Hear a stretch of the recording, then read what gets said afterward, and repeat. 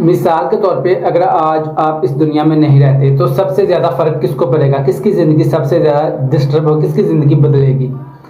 अगर हम गौर से देखेंगे तो सिर्फ चंद लोग हैं जिनकी ज़िंदगी में बदलाव आएगा, जिनको तकलीफ़ होगी आपके दुनिया से जाने के।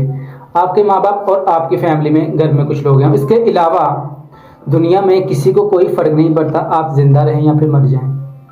जब किसी को कोई फ़र्क नहीं पड़ता तो आप फिर क्यों उन लोगों के लिए अपनी ज़िंदगियां मुश्किल में डालते हैं, अपने आप को मुश्किल में डालते हैं, अपनी इवन के अपनी फैमिली के लोगों को मुश्किल में डालते हैं।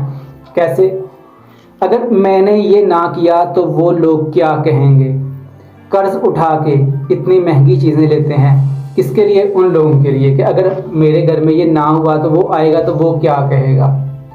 शादियों पे बेफजूल खर्च करते हैं, पता होता है जो खर्च करते हैं। अगर मैंने उनको पूछा भी है, मैंने कभी कि यार आपको पता है ये फजूल काम है तो आप क्यों कर रहे हैं, वो कहते हैं मुझे पता है फजूल काम है लेकिन मेरी मजबूरी है, अगर मैंने ये ना किया तो वो क्या कहेगा, फलां क्या कहेगा, इसलिए मैं ये कर रहा हूँ, मेरी मजबूरी है, अदरवाइज मेरा दिल तो नहीं कर रहा कि मैं फजूल खर्ची करूँ।